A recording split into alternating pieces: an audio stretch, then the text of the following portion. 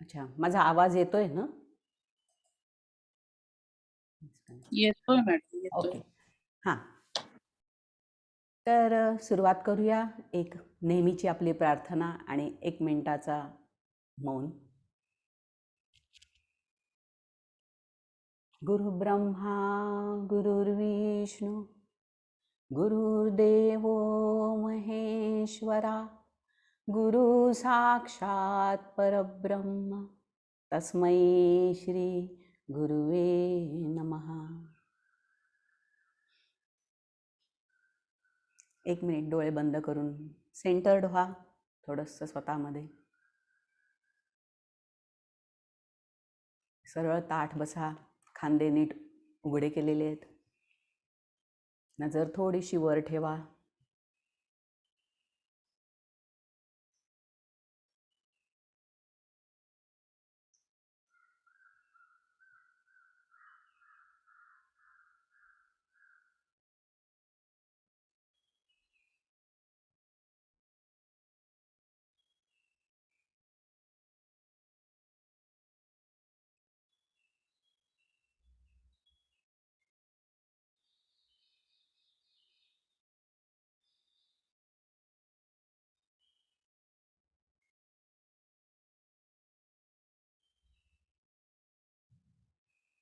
ओम शांती शांती शांती.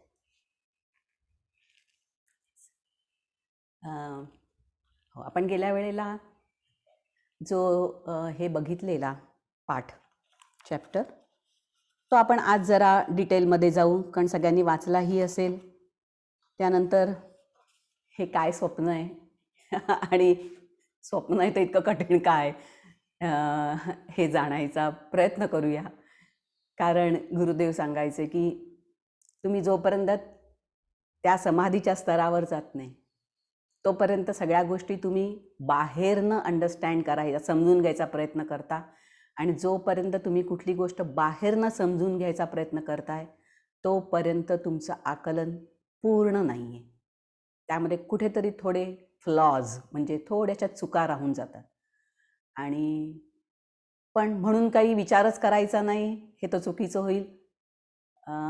सुरुवात तर करायला पाहिजे, कारण 10वीचं एक्झामला बसायचं आहे, ते नॉलेज यायचं आहे तर पहिलीपासून सुरू करायला लागतं. 10वीचं नॉलेज येत नाही आहे म्हणून मी शाळेत जाऊन काय उपयोग असं म्हटलं तर नाही होत ना. आपण जातोच आणि सगळं शिकतो आणि मग कळलं आपल्याला येस इट वर्क्स. तर त्याप्रमाणे जर आपण हे बघितलं तर हा चॅप्टर मला वाटतं सगळ्यांनीच वाचला असेल. काही प्रश्न असतील तर मी आधी बघीन आणि त्या दृष्टीने पुढे जाईन, आणि जर नसतील तर मग मी माझ्या नेहमीच्या याच्याप्रमाणे आपण पुढे जाऊ की मी काहीतरी डिस्कस करायला लागेल. पण जर काही प्रश्न असतील तर मला आधार मिळतो की बोलणं सुरू करायला. आय लाईक इट, म्हणजे मला तसं बरं वाटतं. जर तसं असेल तर सांगा, काही प्रश्न असतील तर. हे वाचलंय.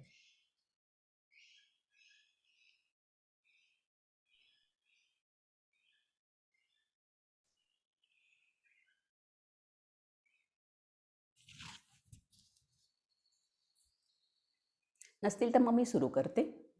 ठीक आहे. तर आपण जेव्हा चॅप्टर बघतोय, चराचराचे स्वप्नवत स्वरूप म्हणजे ब्रह्मांडाचे, तर त्यातला जो पहिला आहे त्यामध्ये त्यांनी सांगितलं, गुरुदेव सांगतायत की तो शेतकरी आध्यात्मिक माणूस होता, त्यामुळे त्याचं अंडरस्टँडिंग इतकं होतं की त्याला एवढं तरी कळत होतं की हे स्वप्न आहे, आणि त्यामुळे तो त्याच्यामध्ये जास्त गुंतला नव्हता. तो त्या अनुभवाला, जो काही त्याला दुःखद अनुभव येत होता तो त्याला थोडंसं अनासक्त वृत्तीने बघू शकत होता. त्याला दुःख झालं नव्हतं असं नाही, पण तो कन्फ्युजनमध्ये होता, गोंधळला होता, हे खरं की ते खरं. आणि हे असंच असतं खरं तर, की खरं जेव्हा आपण बघू तेव्हा कळेल की हे खोटं आहे. तोपर्यंत हेच खरं आहे आपल्यासाठी, तेही योग्य आहे, पण ते नीट जगावं म्हणजे पुढचं खऱ्याचा रस्ता मोकळा होतो. जर ते खरं कळायचं काय करायचं, तर हे जे स्वप्न आहे ते नीट जगायचं. बेसिकली ज्याचे जे कायदे आहेत, स्वप्नाचे जे कायदे आहेत, गुरुदांनी सांगितलं की हे जरी स्वप्नवत असलं तरी त्याने, कारण त्याचा इंटेलिजन्स, ज्याने हे स्वप्न बघितलंय, तो जो कर्ता आहे, निर्माता आहे किंवा स्वप्न बघणारा आहे, तो परिपूर्ण आहे आणि त्यामुळे त्याचं स्वप्न हे तेवढ्या लेवलचं स्ट्रॉंग आहे आणि त्याने काहीतरी कायद्यावर असं असंबंध स्वप्न बघितलेलं नाही आहे. मग तेव्हा त्यांनी देताना एक उदाहरण देताना मी असं त्यांनी लिहिलं आहे की जर तुम्ही घड्याळाकडे बघितलं तर तुम्हाला ते साधा वेळ दाखवतंय असं वाटेल, पण जर त्याला उघडलं आणि बघितलं तर तुम्हाला कळेल छोटी छोटी छोटी छोटी चक्र असतात आणि त्यांना आरे केलेले असतात आणि ते एकमेकांमध्ये असे गुंतवलेले असतात की एक चालू केला की आपोआप सगळं चालू होणार. प्रत्येक चक्रावर काम करायला लागत नाही आपल्याला, फक्त एकच चालू करायचं आणि तो खरा काय आपला श्वास. जन्मलेल्या मुलाचा तो श्वास चालू झाला आणि म्हणून डॉक्टर मारतात तर ते ओरडावं रडावं मग त्याचा पुढचा रडण्याचा प्रोग्राम सुरू होतो जीवनभराचा. तर म्हणून ते पहिल्यांदा सुरुवात करून देतात, चल सुरू कर म्हणून, आणि मग ते मूल रडतं आणि मग नेहमीच रडत राहतं. त्याला कोणी शिकवणार येत नाही की हे रडणं थांबव आता म्हणून. तर अशा प्रकारे ते असे एक चावी दिली की मग अख्खं चालू राहतं आणि ते घड्याळ चालू राहतं, तसंच आपलंही चालू राहतं आणि अशा प्रकारे हे सगळं चालू आहे. आणि मग त्यांनी जो दुसरा अनुभव दिलेला आहे तो अनुभव त्यांनी स्वतःचा अनुभव आहे.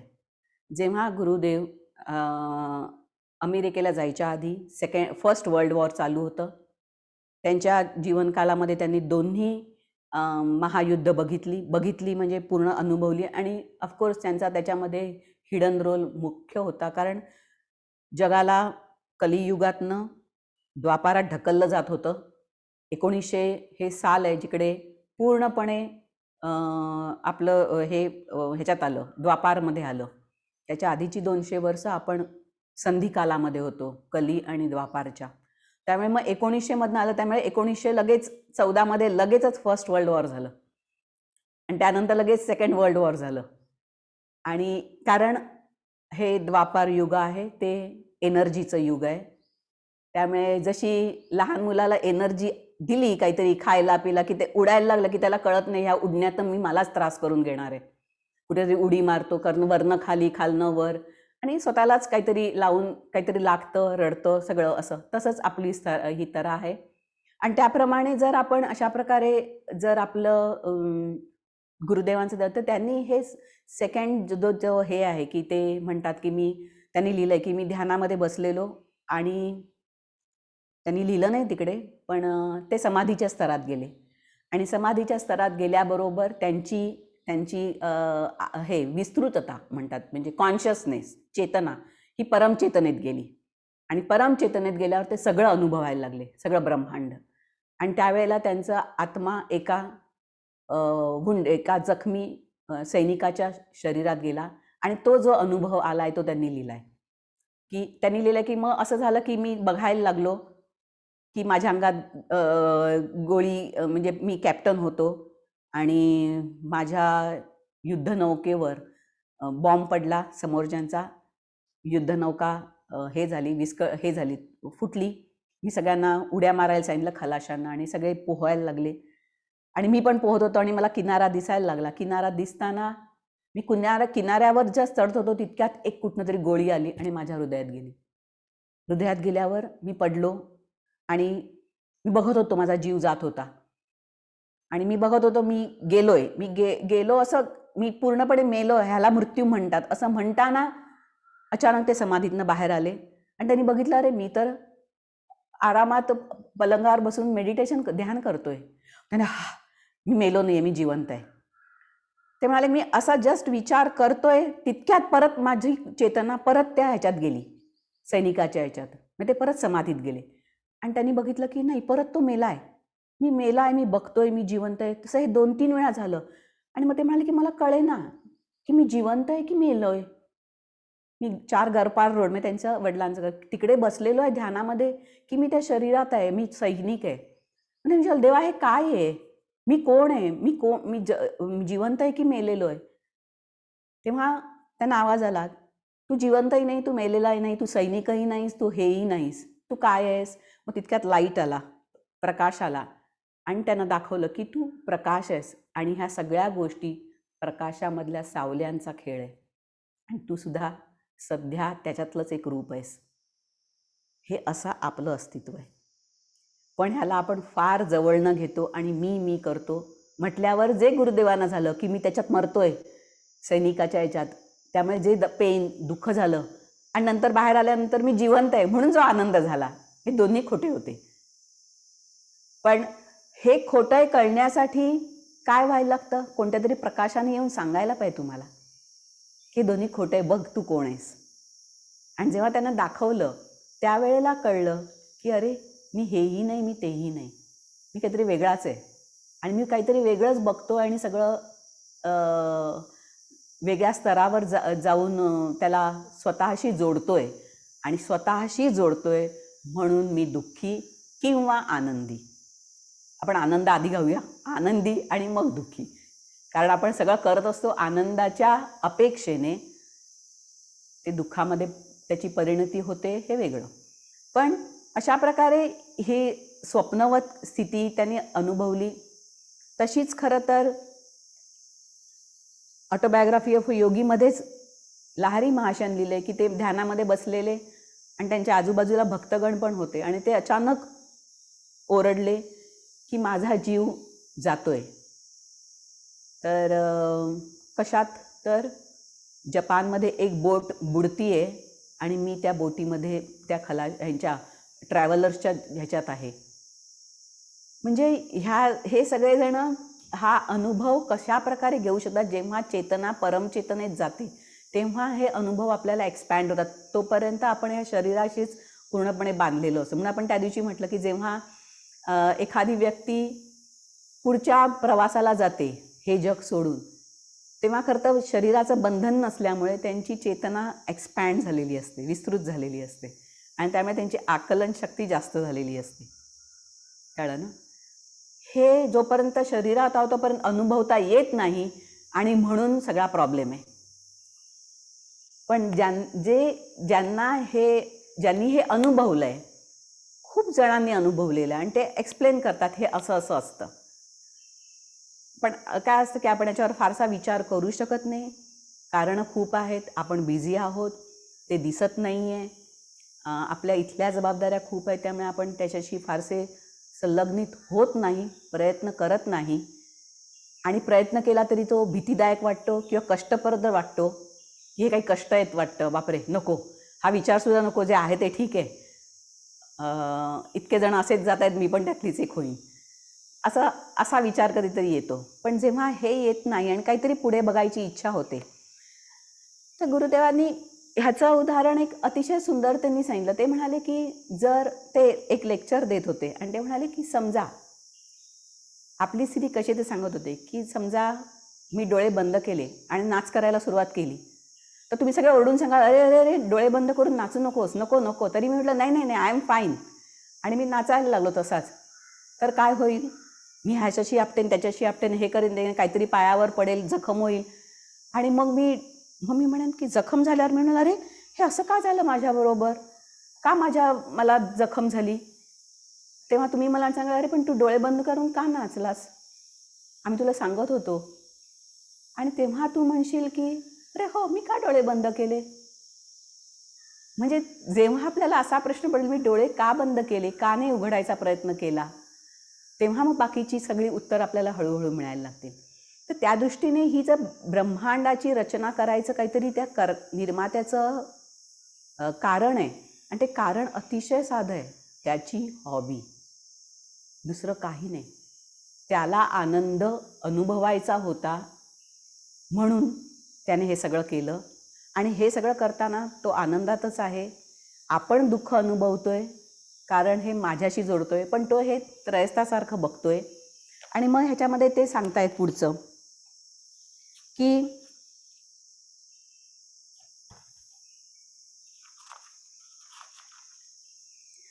पुढे ते तिसऱ्या ह्याच्यात सांगतायत, हे सगळं ते एक्सप्लेन करतात कशा प्रकारे हे सगळं स्वप्नवत आहे. तिसऱ्यामध्ये सांगतात वेळ आणि अंतर काल्पनिक चौकट तयार करते, त्यावर या अफाट चराचराची ब्रह्मांडाची रचना केली आहे. वेळ आणि अंतर हे काल्पनिक आहे, आपण वर्ष मोजतो 365 दिवस. याचा काय संबंध आहे माहीत नाही. रात्र आणि दिवस का मोजतो? तर सकाळ सूर्य उगवतो आणि सूर्य मावळतो ह्याच्या इतक्या तकलादू ह्याच्यावर आपला दिवस अवलंबून आहे. दिवसाचं कॅल्क्युलेशन म्हणजे सूर्य उगवला की दिवस सुरू होतो, सूर्य मावळला की. मग ह्याचा पुढचा विचार जरा आपण करूया. जर सूर्य मावळला नाही काय होईल? जर ही पृथ्वी अशीच राहिली, दोन बाजूला दोन सूर्य आहेत, सगळीकडे पूर्णतः कायम उजेड आहे, काय होईल? कधी रात्र येईल? नाही. कायम दिवस असेल? मग कायम दिवस आहे तर दिवस रात्र मोजणार कसं? दिवस मोजला नाही, रात्र मोजली नाही तर महिने कसे होणार? मग वर्ष कसं होणार? आणि मग कळणार काय? म्हणजे हे सगळं काय आहे? ह्याला काही आधार आहे? आधार काय? तर फक्त सूर्याचं उगवणं आणि सूर्याचं मावळणं. आणि म्हणून सांगतात की जो ह्याच्याही बाहेरनं बघतोय त्याला हे सकाळ दुपार संध्याकाळ काही नाही. तो नुसती बघतोय, कंटिन्युअस उजेड दिसतोय त्याला. आणि त्या उजेडामध्ये माणूस उठतोय, कारण रात्र होणार नाही आहे त्यामुळे तो कधीतरी झोपतोय. रात्र झाल्यावर झोपत नाही आहे, काहीतरी काम करतोय, त्याच ह्याच्यामध्ये तो छोटासा मोठा होतोय. तसाच उजेड चालू आहे.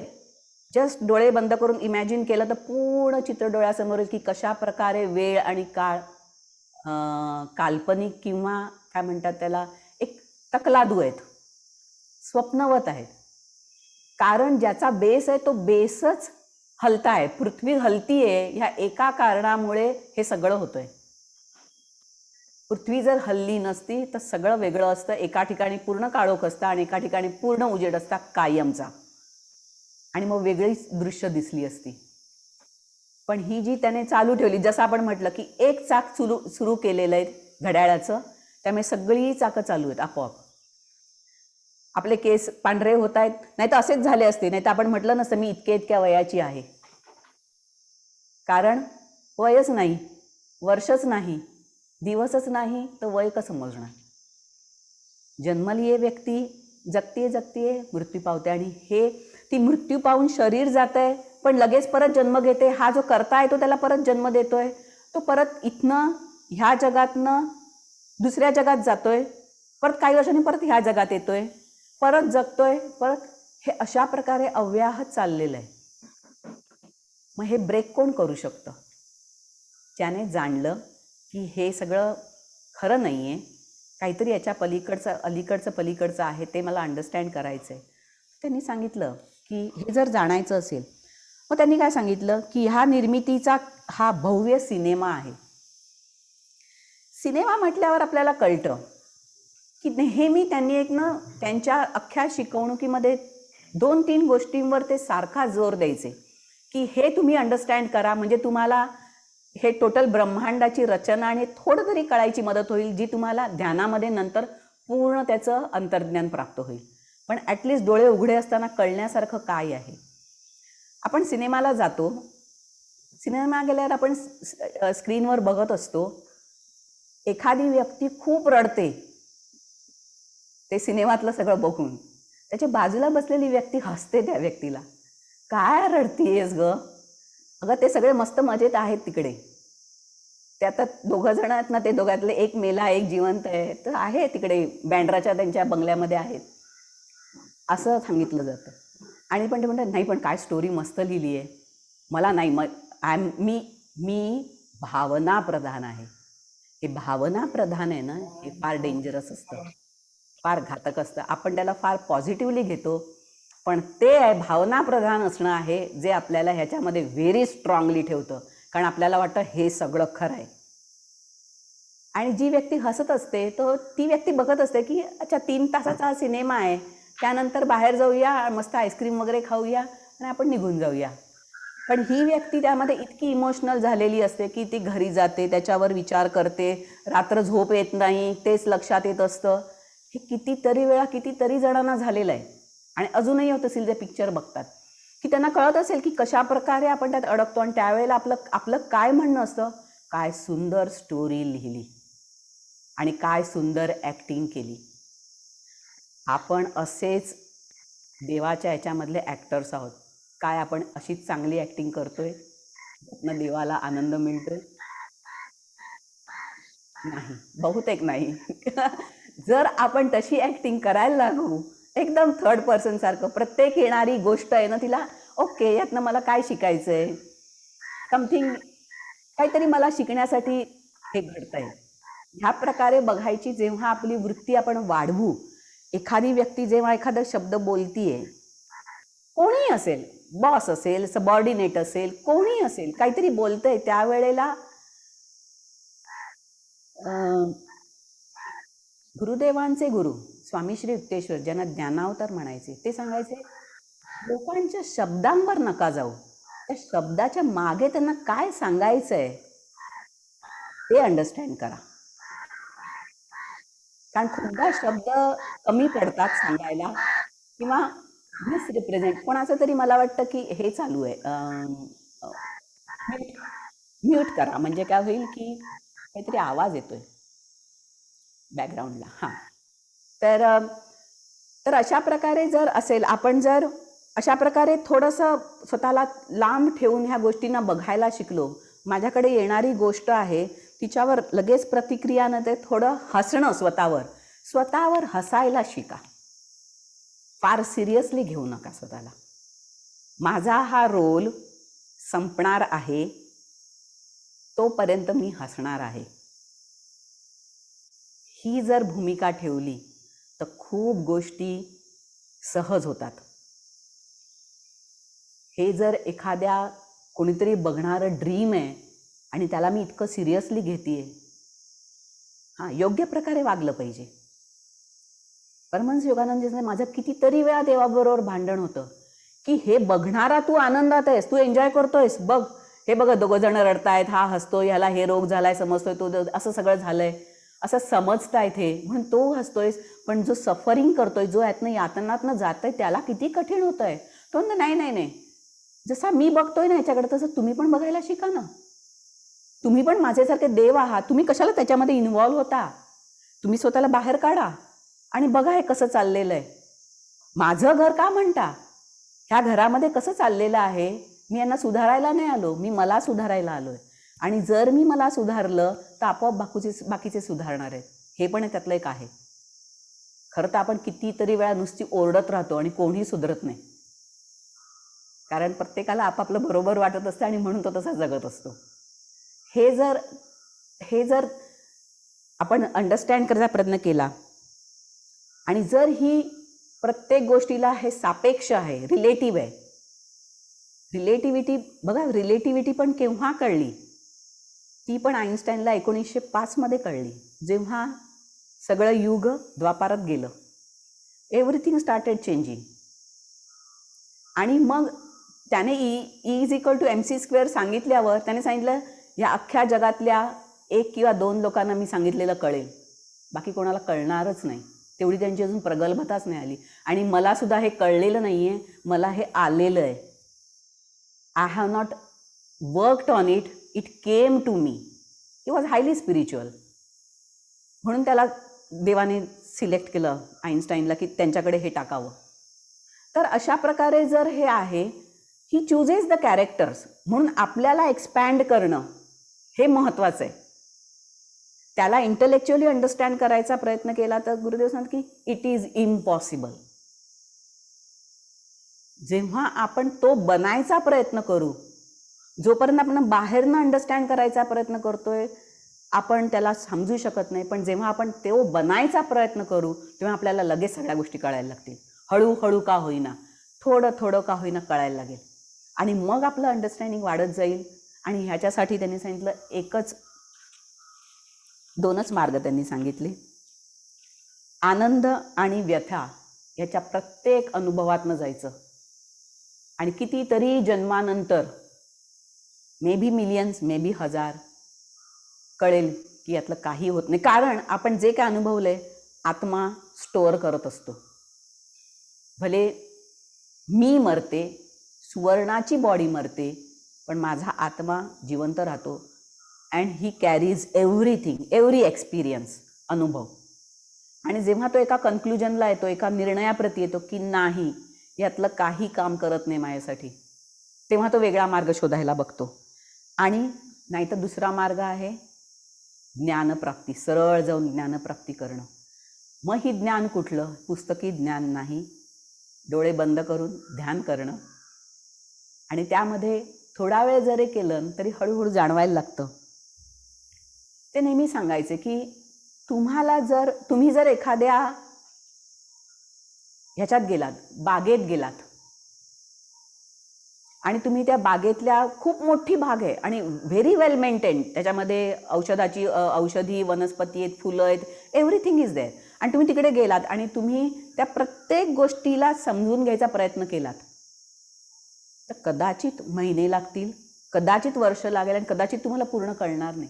पण जर तुम्ही त्या बागेच्या मालकाकडे गेलात आणि त्याला सांगितलं की मला हे तुझं गार्डन आहे, तुझं हे बगीचा आहे ना, हा समजून सांग, तेव्हा ओके, तो सांगाल ह्या भागामध्ये हे, या भागामध्ये हे, या भागामध्ये हे, या भागामध्ये, इथनं तो सुरुवात करेल.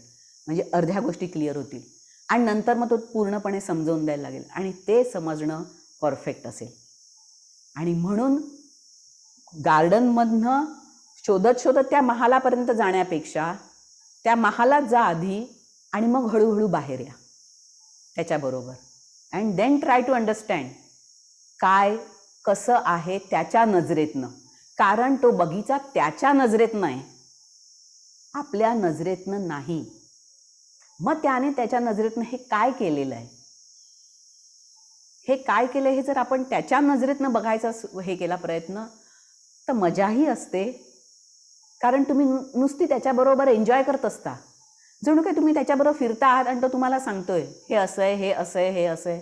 तुमचा रोल त्याचा कंपॅनियनचा होतो, सफररचा नाही, व्यथा सहन करणारा नाही होत, ह्या जगाला बघणारा होतो, ह्या जगातलं अनुभवणारा नाही होत.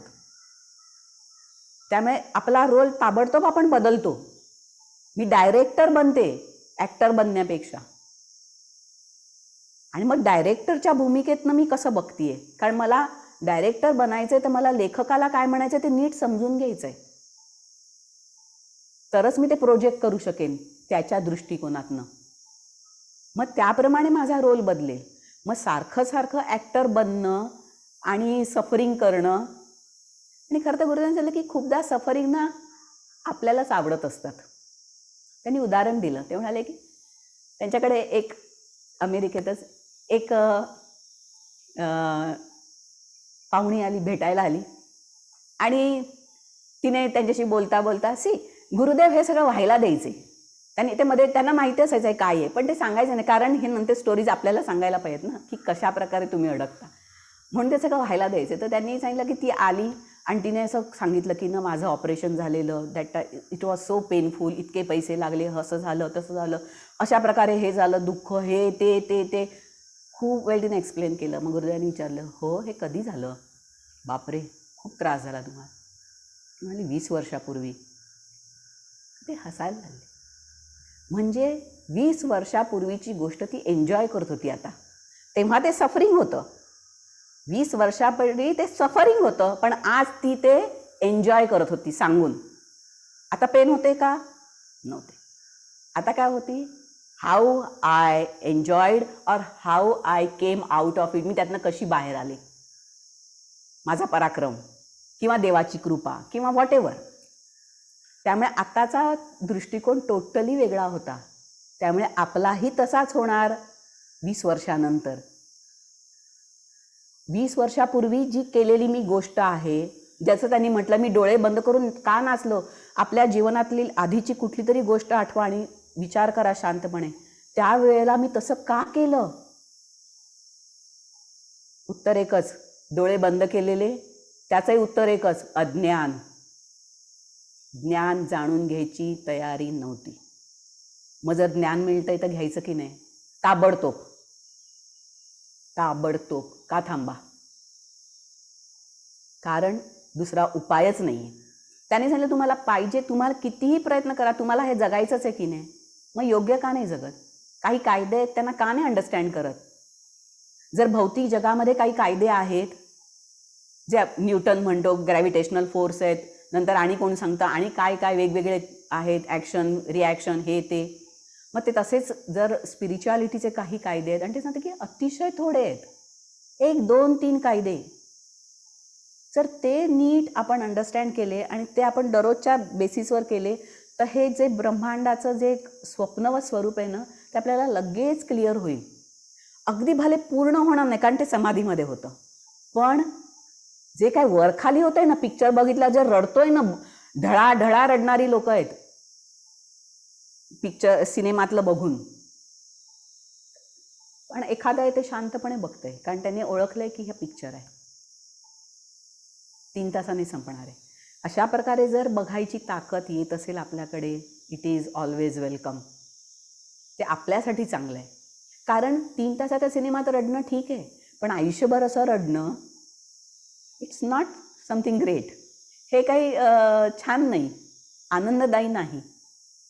त्यामुळे त्याला काहीतरी नवीन हे करा. आणि हे जे आहे ते असं मानसिक नाही, शारीरिक आहे, मानसिक आहे, पैशाचं आहे, सगळ्याच गोष्टींचं आहे. मग ह्या सगळ्या गोष्टी कुठे आणतात? योगावर आणतात. की मग हे कशा प्रकारे अचीव करायचं, ह्याचे काहीतरी सायंटिफिक मार्ग आहेत का? तर गुरुजींनी सांगितलं हो, हे जग जर एका ठराविक ठोस ह्याच्यातनं तयार केलेलं आहे तर त्याच्यामध्ये रिटर्न जाणं सुद्धा तसंच आहे, एकदम परफेक्ट आहे, पर्टिक्युलर आहे, एक पर्टिक्युलर वे आहे, त्याच मार्गाने तुम्ही परत जाऊ शकता. आणि मग तो मार्ग आपल्याला शिकणं हे अतिशय चांगलं आहे, कारण आपण या दुःखातनं किंवा ह्याच्यातनं बाहेर राहू. आणि ते म्हणाले की ह्या गोष्टी त्या लोकांसाठी नाहीत जे म्हणतात मी आनंदात आहे, त्यांना अजून खूप जन्म लागतील, कारण देर आर फेजेस. पण काही लोक आहेत त्यांच्याकडे, ते जेव्हा तिकडे होते तेव्हा त्यांच्याकडे खूप जण त्यावेळेला अमेरिकेतले अप्रोच करायचे, कारण त्यावेळेला जस्ट ते जेव्हा तिकडे गेले 1920ला फर्स्ट वर्ल्ड वॉर संपलं होतं, पहिलं महायुद्ध, आणि तरी त्याचे ढग सगळे होते. त्यावेळेला असाच पॅन्डेमिक तिकडे आले होता, स्पॅनिश फ्ल्यू, जो आता आपल्याकडे करोना आहे. आणि त्यामध्ये खूप 18-19च्या ह्याच्यामध्ये खूप लाखोनी लोक गेली होती. आणि ही जी थोडा पेन, कन्फ्युजन, दुःख, हे सगळं जे होतं त्या बेसिसवर हे सगळं सुरू झालं की दिस इज द राईट टाईम, की माणसाला जाणणं की मी कोण आहे, काय आहे आणि मी काय करतोय. आणखी एक ॲटम बॉम्ब न फुटणं गरजेचं आहे, पण ते झालंच शेवटी. पण अशा प्रकारे जर हे होतंय तर अशा प्रकारे होत असताना आपण जर त्या ह्याच्यात अडकलेलो आहोत, ह्यातनं बाहेर कसं पडायचं बघायला पाहिजे, की हे काय आहे अंडरस्टँड करण्यात. ते म्हणाले की तुम्ही जर एखाद्या भोवऱ्यात अडकला आहात तर हा भोवरा काय आहे हे कशाला अंडरस्टँड करता, पहिल्यांदा यातनं बाहेर पडायचा रस्ता बघा, मग बाहेर येऊन बघता येईल ते काय आहे. कारण आतमध्ये भोवऱ्यात राहून तुम्ही कधीच शोधू शकणार नाही किंवा तुम्हाला समजणार नाही की भोवरा कसा आहे, कारण तो तुम्हाला फिरवत राहणार आहे, तुम्ही कसा विचार करणार. आणि म्हणून त्यातनं बाहेर या आणि मग शांतपणे बघा हे काय आहे. And there is something, help will come 100%. जेव्हा आपण सुरू करतो मार्गावर तेव्हा हळूहळू मदत येत जाते, कारण त्यांनी सांगितलं ही ब्रह्मांडाची रचना करताना ज्याने जो स्वप्न बघितलं आहे ना तो अतिशय प्रेमळ आणि एन्जॉय करणारा आहे आपल्यासारखाच. त्यालाही आनंद आवडतो, त्यालाही दुःख आवडत नाही आहे, पण त्याला एक कॉन्फिडन्स आहे की सगळेजण माझ्यात परत येणार आहेत, हे दुःख टेम्पररी आहे. फॉर एक्झाम्पल त्यांनी उदाहरण असं दिलं, आई छोटं मूल असतं चालायला न येणारं, आणि ते उठतं पडतं, ती पडद्यामागे उभी असते आणि बघत असते, तो पडतोय उठतोय, त्याला लागतंय थोडंसं, रडतोय, परत विसरतोय, परत उभा राहतोय, परत पडतंय, पण ती जात नाही पुढे. का नाही जात? ती कठोर असते? नाही, तिला माहिती असं की त्याने शिकायला पाहिजे चालायला,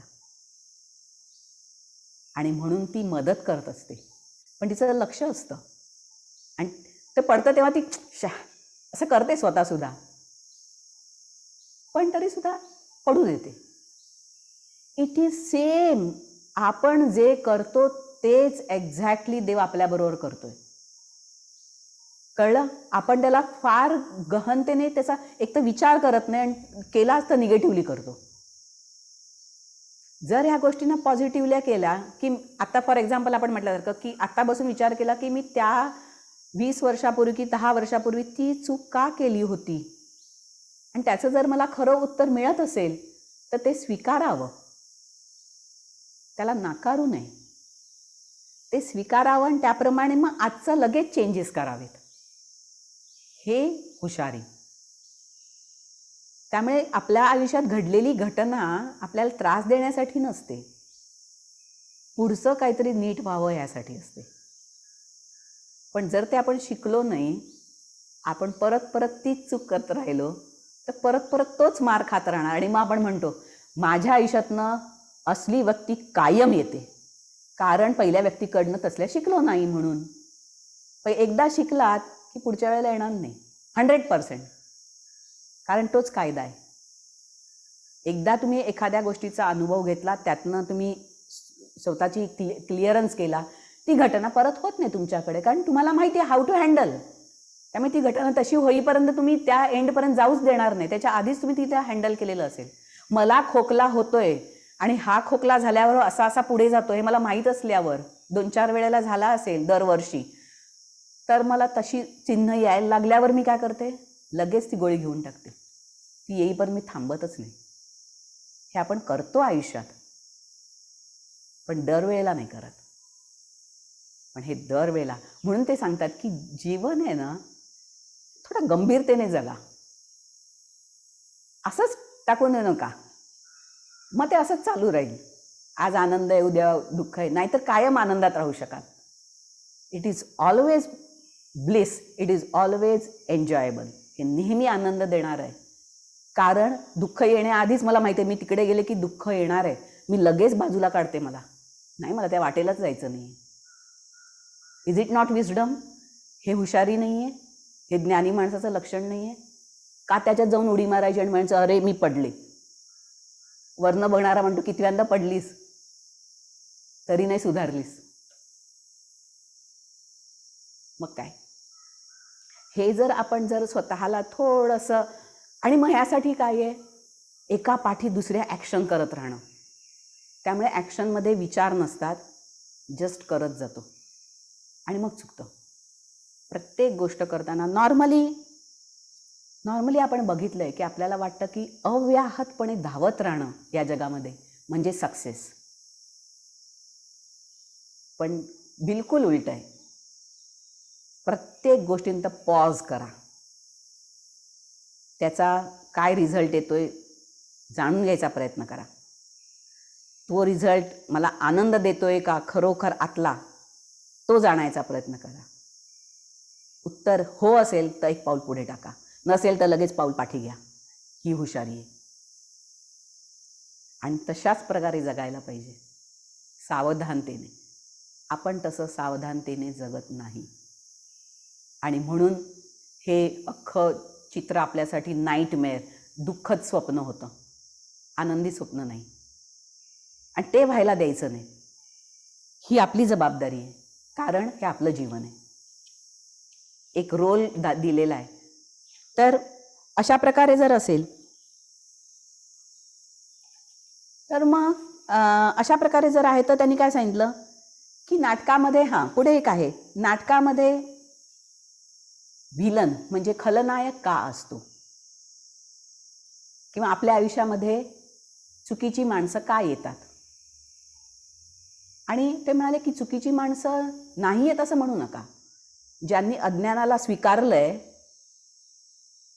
ती चुकीची माणसं आहेत, आणि जे ज्ञानाकडे जात आहेत ती बरोबर माणसं आहेत.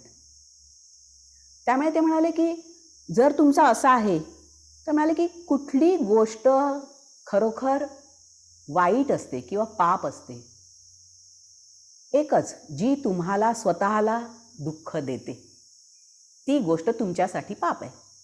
भले ती दुसऱ्यासाठी चांगली असेल आणि म्हणून तो करतोय. टेररिझम हे टेररिस्टसाठी आनंद देणारं काम आहे, भले टेम्पररी असेल. त्यानंतरचे त्याला हे मिळणार आहेत दुसऱ्या एपिसोडमध्ये, पण ते नंतर येणार आहे. तोपर्यंत तो त्याच्या आनंदात आहे की मी काहीतरी मस्त करतोय, 100 लोकांना मारणार आहे.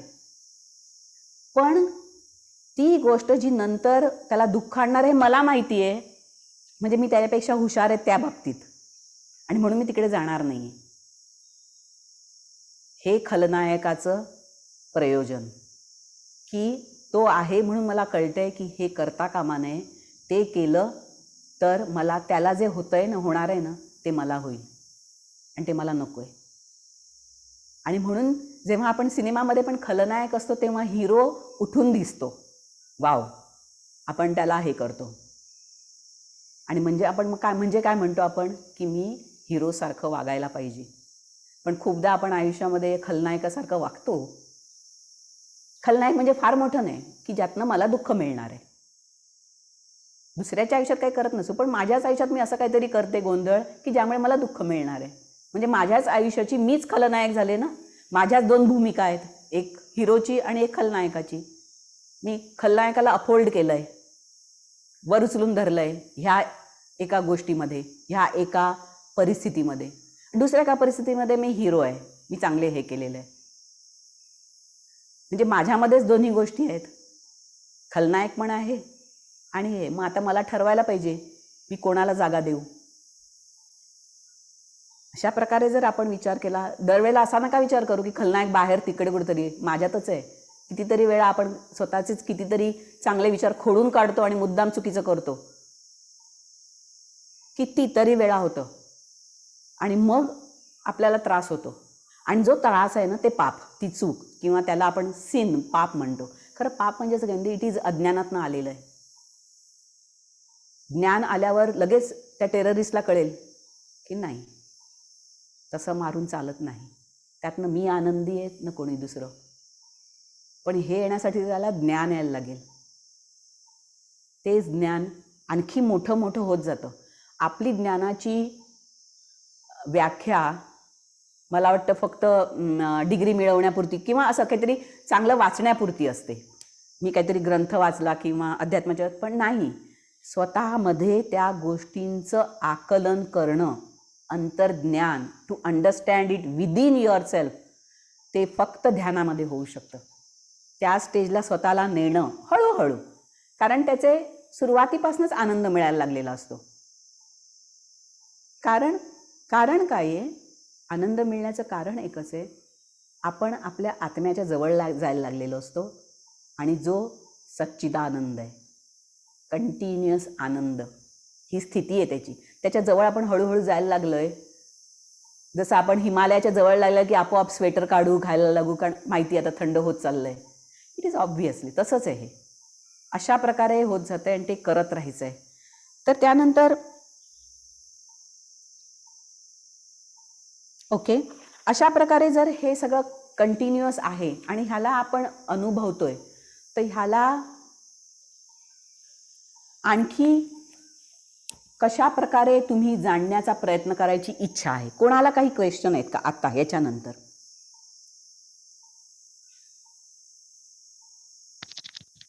एक क्वेश्चन आहे मॅडम. हा राहुल. स्वप्नांबद्दल आहे. समजा काही स्वप्न आपल्याला खूप रिपिटेटिव्ह पडत असेल, त्याचं कसं, म्हणजे काय समजावं आपण? रिपीटेडली पडतायत. एक तर स्वप्न पडणं हा पहिला सबकॉन्शियस, झोपेमध्ये जेव्हा आपण सबकॉन्शियस स्टेटला जातो ते स्वप्न दाखवतं. बरोबर. आपल्या 3 अवस्था असतात जेव्हा आपण परफेक्ट झोपेत असतो. काही काही लोकांना बिलकुल स्वप्न पडत नाही आणि काही काही लोकांना स्वप्न, कारण झोपेत गेल्याबरोबर आपण सूक्ष्म चेतनेमध्ये जातो आणि सूक्ष्म चेतनेमध्ये तिथे जे काही स्टोअर झालेलं असतं, आपण नॉर्मल मनी वसे ते स्वप्नी दिसे, इट्स ट्रू, हे खरं आहे. जे आपल्या CPU मध्ये आधीच्या जन्मांचं की कसलाही अनुभव साठवलेले असतात ते बाहेर यायला लागतात, किंवा मनात जी भावना असते, इच्छा असते, उत्कंठा असते, ते रूप घेतं आणि ते स्वप्न येतं. मग ते काय आहे त्याला अंडरस्टँड करायचा प्रयत्न, त्याला उडवून नाही लावायचं, त्याला अंडरस्टँड करायचा प्रयत्न करायचा की हे परत परत येते, काय सांगू इच्छित आहे मला. आणि मग त्याचं विश्लेषण करा स्वतःमध्ये बसून आणि मग तुम्हाला काहीतरी याचा आन्सर मिळेल. पण ध्यानाच्या स्थितीमध्ये गेल्यावर हळूहळू तुम्हाला कळेल की तुमची सबकॉन्शियस स्टेटला जायचं बंद व्हायला लागतं आणि तुम्ही सुपर कॉन्शियस स्टेटला जायला लागता. झोपेमधलं तुमचं सबकॉन्शियसनेस कमी व्हायला लागतो आणि सुपर कॉन्शियसनेसला जायला लागता. कारण आपण हे आता इथला विषय नाही आहे म्हणून मी सांगत नाही की ज्या चेतनेचे स्तर वगैरे आहे त्याच्यामधनं जर आपण बघितलं तर आपण जे कॉन्शियस स्टेटला आहोत त्यात जे काय अनुभवलं आहे ते आपल्या इथे पाठी CPU मध्ये ॲडजस्ट सगळं भरलेलं असतं. कंटिन्युअस आजचा माझा अनुभव, कालचा अनुभव, 10 वर्षापूर्वीचा अनुभव सगळे साठलेले आहेत. आणि म्हणून आगीजवळ हात गेल्यावर मला कळतं नाही आगीत हात घातला तर हात जळेल. हे कशाने कळलं मला? कारण माझ्या CPU स्टोअर केलेलं आहे आगीमध्ये गरम आहे. कधीपासनं? माझ्या बालपणापासून. आणि तशाच प्रकारे ते सगळं स्टोअर आहे. त्यामुळे त्याला जरासं परत अंडरस्टँड करा डीपली जाऊन काय आहे उत्तर मिळेल. नाही मिळालं तर मग मेडिटेशनमध्ये त्या क्वेश्चनवर हे करा, फॉलो करा. You will get answer there. तुम्हाला तो प्रश्न क्लिअर होईल जर सुपर कॉन्शियसमध्ये त्याला टाकलं. जर तुम्हाला पूर्ण आठवत असेल तुम्हाला काय स्वप्न पडलंय आणि काय पडतंय तर मग तुम्ही त्याला सुपर कॉन्शियसनेसमध्ये न्या आणि त्याला अंडरस्टँड करायचा प्रयत्न करा. You will get answer. तुम्हाला त्याचं नक्की आन्सर मिळेल. नक्की.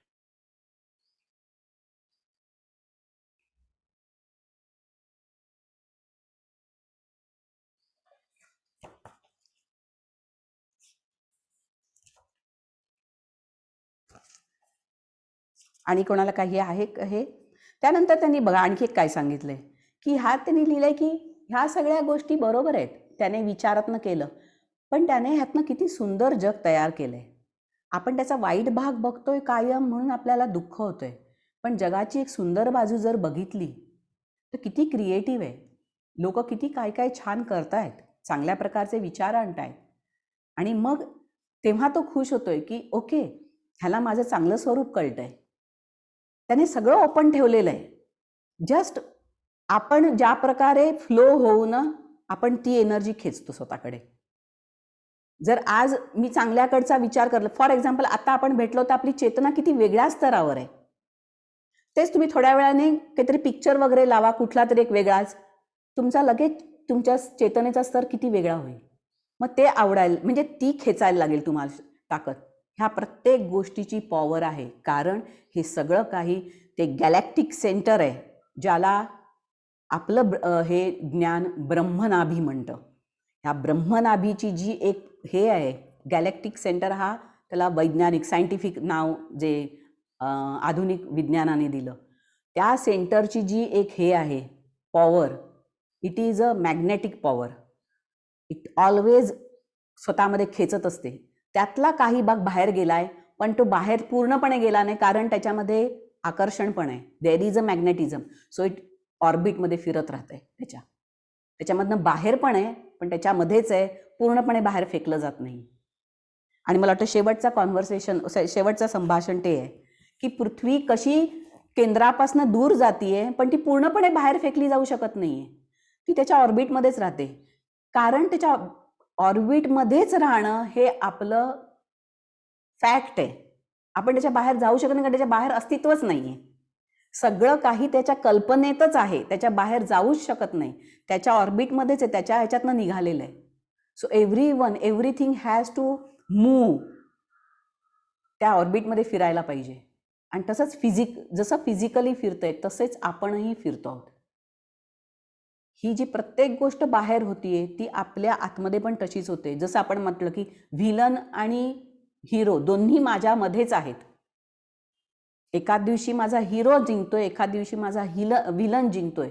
माझी जबाबदारी काय की नेहमी हिरोलाच जिंकवणं आणि तोच आपला मार्ग. तर मी कायम आनंदी राहीन. जेव्हा माझा व्हिलन जिंकेल त्यावेळेस थोड्या वेळापुरती वाटेल मी आनंदी होते, लगेच 2 दिवसांनी कळेल की नाही गेला माझा आनंद, काहीतरी चुकलंय. काय चुकलं? जर नीट विचारलं तर आन्सर येईल. So try to understand. प्रत्येक गोष्टीला ज्यांना वेळ आहे किंवा वेळ काढा या गोष्टीवर. आपली प्रत्येक कृती आहे तिला थोडंसं विश्लेषण करा स्वतःमध्येच. कोणालाही सांगायची गरज नाही. स्वतःमध्येच विश्लेषण करा.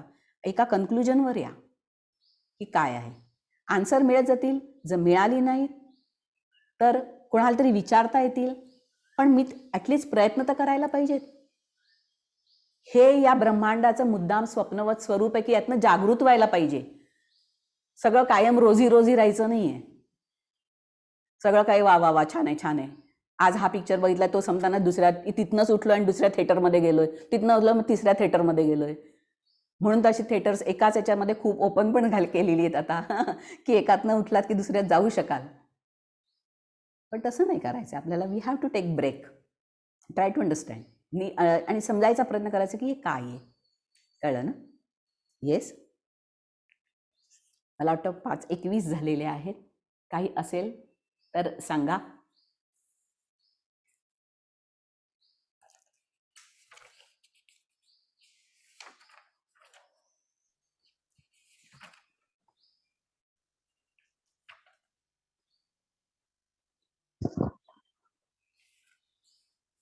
मॅडम, हो, त्याचं रेकॉर्डिंग आपली जी आतापर्यंत झाली ती आपल्याला बघू शकतो का आपण फेसबुक वरती वगैरे? नाही याची मला वाटतं रेकॉर्डिंग नाही होत आहेत. आपण जस्ट हे करतोय. नाही, एक पण खूप सुंदर आहे. म्हणजे मग ते असं वाटतं की परत आपल्याला एखादं रिपीट करावंसं वाटलं किंवा ऐकावंसं वाटलं तर ते मन येस, निसटून जातं, असं होतं. प्लीज. बरोबर आहे. बघूया काय आहे. कारण मग फेसबुक वरती आपला आनंद सेवा संघ म्हणा काय, मग त्याच्यावरती हे आपण व्हिडिओज बघू शकतो असं. हो, बरोबर आहे. ठीक आहे, बघूया. मी बोलते काय आहे. हा, त्यानंतर खूप मग छान आहे. येस, बरोबर. त्यानंतर मग त्यांनी काय सांगितलं, ह्यावर आणखी एक उपाय काय आहे, कंटिन्युअस जे आपल्याला कळलेलं आहे आज, हे जग स्वप्न आहे, ही चेतना विकसित करा. हे बघा शब्द विकसित करा, ती नाही आहे अजून. Develop it. प्रत्येक गोष्ट जेव्हा तुमच्या आयुष्यात घडेल तिला लगेच असं स्वतःवर घेऊ नका. हे स्वप्न आहे. कमीत कमी अर्ध्या गोष्टी कळतील की हो उद्या होणार नाहीयेत किंवा उद्या बदललेल्या आहेत. हे जग सारखं फिरतंय. काल झालेली घटना आज नाहीये, आज लिहिलेलं उद्या नाहीये. दररोज वेगळी घटना तुम्हाला आकर्षित करतीये बाहेर घडणारी, जर त्याच्यामध्ये अडकलात तर. त्यामुळे दररोज कायम हे स्वप्न आहे, माझं हे शरीर जाणार आहे, मी कुठल्या तरी वेगळ्या प्रवासाला जाणार आहे. ही कल्पना पहिल्यांदा भीती देईल कदाचित थोडे दिवस, पण त्यानंतर एन्जॉय करायला लागाल. आणि जशी जशी ही एन्जॉय करायला लागाल ना, ही विचारधारा मजा येईल की मी कुठेतरी चांगल्या याच्यात जाणार आहे. त्यामुळे मग इथली अनासक्ती होत जाईल. फॉर एक्झाम्पल, जेव्हा आपण एकाच घरात राहतो ना, आपल्याला सारखं ते, फॉर एक्झाम्पल ते पण जाऊन देत, जेव्हा यातले खूप जण नोकरी करणार आहेत आणि खूपशा जणांच्या नोकऱ्या आपल्या ट्रान्सफर होणाऱ्या असतात. जेव्हा पहिल्यांदा ट्रान्सफरची ऑर्डर येते तेव्हा नको, ती ब्रांच कसं असेल, ते ऑफिस कसं असेल, तिथली माणसं कशी असतील, नको, मी इकडे कम्फर्टेबल आहे, मी इथे कशी छान रुळलेली आहे. रुळलेलं काय असतं? मन आणि काही नाही. पण जर तुम्हाला नंतर थोडे दिवस कळलं की नाही मला जायचंच आहे, मला जायचंच आहे, मग हळूहळू तुम्ही तिकडे फोन करता आणि विचारता कसं आहे तिथे सगळं. ते कळतं चांगलं आहे, बरं आहे. थोडे जण कळतं की नाही छान आहे, तुमचंच कोणतरी तिकडे आधी गेलेलं आहे, मित्रमैत्रीण आहे, मग तुमची थोडी हिंमत वाढते. ओके ठीक आहे. आणि मग थोड्या दिवसांनी तुम्ही जाऊन विचारता तुमच्या अधिकाऱ्याला, मला कधी सोडणार आहात, मला तिकडे जायचं आहे, माझी आली आहे ना ऑर्डर, मला सोडा. हे किती जणांच्या आयुष्यात झालेलं असणार. पहिले थोडे दिवस भीती वाटते. जर ही विचारधारा विकसित केली की मला तर काय होतं, मग इथली अनासक्ती होते. आपण इथले ड्रॉवर्स रिकामी करायला लागतो, इथलं कॉम्प्युटरचं काम निपटून टाकायला लागतो, आजूबाजूच्या गोष्टी बाजूला टाकतो की आता मला इथनं जायचं आहे. मग आपली या घराबद्दलची, मुलांबद्दलची, प्रॉपर्टीबद्दलची हळूहळू आस्था कमी होत जाईल. पण आस्था कमी होणं म्हणजे आपण उदासीन होणार नाही. दुसऱ्या कशाची आस्था लागेल ना आपल्याला चांगल्याची, तिकडे जाऊ ना आपलं मन, which is higher. So we have to do that. हा विचार करा. हे आपल्या खरं सांगू, प्रत्येक गोष्ट आपल्या आयुष्यात होते, तिला ह्या त्या घटनेशी जोडा. आपण ज्या मोठ्या म्हणजे ह्याच्यावर जातो, आज अमेरिकेला शिफ्टिंग होणार आहे, तर पहिल्यांदा नको, हा माझा देशच छान आहे हे, मग नंतर विचारतो सगळे देश सारखेच आहेत, आपल्याला तिथलं काम करायला ठीक आहे, ओके, हे आहे ते सगळं तयार व्हायला लागतं. हे मनाचं रसायन आहे ना, ते फार वेगळं आहे. त्या रसायनाला फक्त नीट चालना द्यायला पाहिजे योग्य रीतीची. ते करणं म्हणजेच स्पिरिच्युअलिटी. एकामध्ये जेव्हा अडकून असतो आपण, जेव्हा 50 वर्ष एकाच ह्याच्यात अडकलेलो आहोत शरीरामध्ये, तेव्हा मला वाटतं हे माझं शरीर आहे. पण खरं तर बघितलं तर हे शरीर सारखं बदलतंय. 20 वर्षापूर्वी होतं तेव्हाचं हे शरीर आता नाही आहे. 40 वर्षापूर्वी होतं तेव्हाचं शरीर सुद्धा हे नाही आहे. पण तरीसुद्धा आपण मी करतोय आणि माझं शरीर म्हणतोय. हा विचार जर बरोबर घेतला तर लगेच कळेल की हे स्वप्नवत आहे आणि मला हे सोडायचं आहे. हे म्हटल्याबरोबर इथली थोडीशी हे कमी होईल आणि खूप गोष्टी का करायचं हे तुम्ही विचाराल तर खूप गोष्टी क्लिअर व्हायला लागतील. कळलं का? तर खूप गोष्टी क्लिअर व्हायला लागतील की हे कसं आहे. जोपर्यंत अडकलेला आहे तोपर्यंत काहीच कळत नाहीये शरीरामध्ये. गुरुदेव सांगायचे समाधीच्या ह्याच्यातनं जेव्हा मला त्यांना विचारलं समाधीच्या स्तरावरनं परत येताना तुम्हाला कसं वाटतं, तर ते म्हणाले ओह, समाधीच्या स्तरामध्ये मी पूर्ण ब्रह्मांडाच्या पलीकडे असतो आणि नंतर मला ह्या शरीरात येताना असं वाटतं की मांसाच्या भिंतीमध्ये मला आता जखडलं जाणार आहे. मला नाही आवडत पण मी येतो कारण मला काम करायचं आहे तुमचं. हे अशी ते बघितलं नाहीये म्हणून हे दुःख आहे. एकदा ते बघितलं, ती ब्रांच जाऊन बघितली, ते ऑफिस जाऊन बघितलं आणि तिथे कळलं अरे तिकडे तर मस्त आहे, तिकडे कॅन्टीन पण आहे, तिकडे हे पण आहे, दररोज सकाळ संध्याकाळ छान मिळतं. म्हणेल चला इथनं निघूया. ही स्थिती ठेवली पाहिजे आणि हे आपल्या सगळ्या ऋषीमुनींनी सांगितलं की तिथलं जास्त चांगलं आहे. ते जाऊन आलेले आहेत. त्यामुळे आपण त्याच्यावर विश्वास ठेवायला हरकत नाही आणि ते सगळे सांगतायत की ते छान आहे. सो स्टे हिअर, इथे एन्जॉय करा, पण हे माझं आहे म्हणून अडकून नाही राहायचं. स्वप्न आहे, संपणार आहे आणि त्याला मी तयार आहे. पुढच्या ट्रॅव्हलिंगसाठी मी तयार आहे. ही जी हे आहे ना तो आनंददायी राहील आणि एकदा ते झालं ना की घरामध्ये कप फुटला तर काय वाटणार नाही. नाही तर एक कप फुटला तर माझा कप फुटला असं जे होतं ना दिवसभर ते नाही होणार आणि मग आपण खूपसे आनंदामध्ये राहू. छोट्या मोठ्या सगळ्या गोष्टी सहन करायला सांगू की ओके ठीक आहे, हे पण जाणार आहे, मीच जाणार आहे तर मला काय फरक पडतो या सगळ्या गोष्टींचा. अशा प्रकारे थोडी हे होईल आणि मग मॅच्युअरली वागता येईल. तसं वागणं म्हणजे बेदरकार नाही, उलट मॅच्युरिटी येते कारण ते अंडरस्टँडिंग वेगळं आहे, तो स्तर वेगळा आहे, बेदरकार वृत्तीचा नाही आहे. तो आपण ट्राय करूया हे करायचा. कळलं ना? आणि ते ह्याप्रमाणे विकसित करत जा, मजा येईल. स्वतःमध्ये खूप काम करण्यासारखं आहे, स्वतःवर काम करण्यासारखं खूप आहे आपल्याला, बाकी काहीच बघायची गरज नाही आहे आणि ते करता करता मग सगळं सुंदर होत जाईल आजूबाजूचं पण. ते करत राहूया. ठीक आहे, 5:30 वाजलेले आहेत. ओके, आपण पुढच्या वेळेला पुन्हा भेटू. पुढचा 4थ्या पाठावरचं काही जे काही गुरुदेवांचं लिहिलेलं असेल ते मी जरा वाचून बेसिक सांगेन आणि मग आपण, मला वाटतं 4था आणि 5वा एकत्र करणार आहे मी, असं काहीतरी आहे. हो, 4था आणि 5वा एकत्र करीन कदाचित.